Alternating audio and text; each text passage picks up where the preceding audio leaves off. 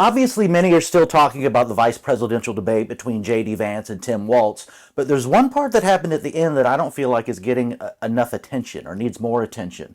I want you to pay attention to this clip we'll watch together, and look how animated and confused and surprised Tim Walz seems to be by Vance's defense of free speech in the First Amendment, like it's shocking to him or something. Let's watch. The most sacred right under the United States democracy is the First Amendment. You yourself have said there's no First Amendment right to misinformation. Kamala Harris wants to use the power of government and big tech to silence people from speaking their minds. That is a threat to democracy that will long outlive this present political moment. I would like Democrats and Republicans to both. Noticed he said, or misinformation or hate speech, that those aren't protected. I mean, look at his face. Look at his face right now. Let's continue. Reject censorship. Let's persuade one another. Let's argue about ideas, and then let's come together afterwards. You can't yell fire in a crowded theater. Yes, you can. That's the test. That's the Supreme Court test. Tim, fire in a crowded theater. You guys wanted to kick people off of Facebook for saying that toddlers shouldn't wear masks. Senator, the governor does have the floor. Fire in a crowded theater. That is criticizing the policies of the government, which is the right of every American. Senator, the governor does have the floor. Now, he is absolutely right. That's a basic, what your average liberal would understand as a defense of free speech from J.D. Vance. And Walz looked absolutely shocked. Like, there's no free speech protections, First Amendment protections for misinformation or hate speech. Michael Schellenberger, one of the Twitter Files reporters who was responsible for unveiling this massive censorship by the Biden administration, the U.S. government, with these platforms, tweeted out, Tim Walz just spread misinformation in service of making the case for government censorship. He said it's illegal to yell fire in a crowded theater. That's a myth.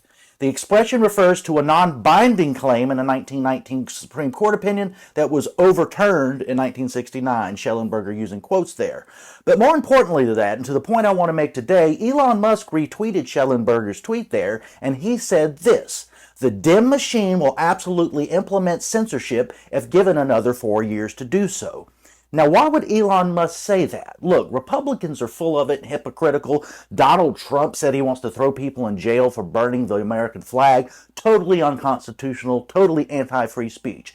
But I think Musk is right, and we saw it in spades last night in the vice presidential debate. There's something about the Democrats, the American left, that they're embracing censorship and using the excuse of, oh, well, this is disinformation, or this is hate speech, and this has never been protected by the First Amendment, despite the fact that most liberals thought the worst kind of speech, which is the kind we have to worry about protecting the most, was always protected by that. But here are just a few examples. I mean, we remember this from Hillary Clinton just recently, talking about wanting to maybe throw people in jail, criminal charges for spreading disinformation. But I also think there are Americans who are engaged in this kind of propaganda.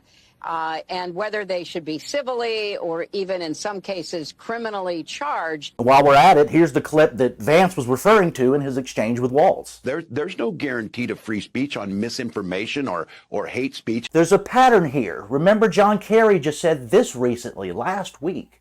And I think the dislike of and anguish over social media is just growing and growing and growing.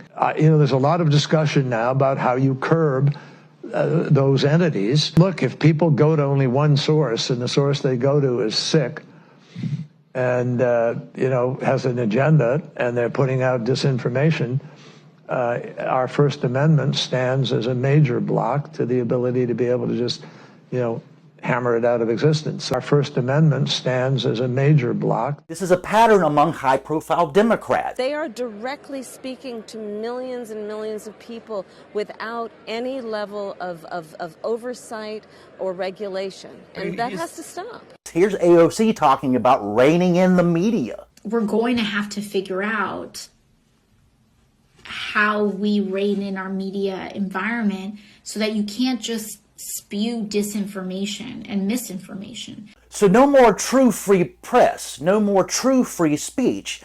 Democrats have reached this consensus without even really thinking about it out loud, but in comment and remark and debates and time after time, high-profile Democrats, those running to be in the White House, seem to think that it's okay to censor hate speech or misinformation.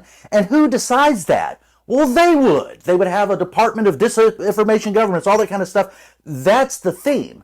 Vance brought up the point of, debating whether toddlers should be wearing masks during the COVID pandemic.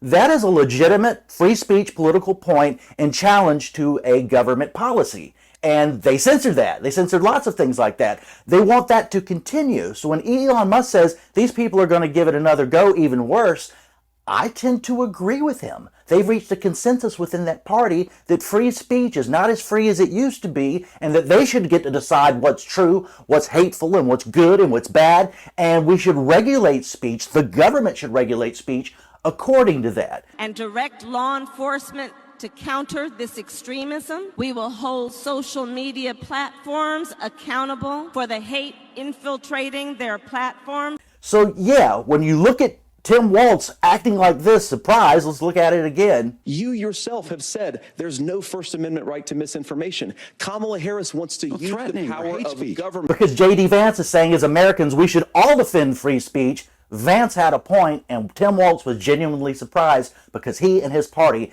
just don't think that anymore. I think we need to push back on this. There's no guarantee to free speech on misinformation or hate speech.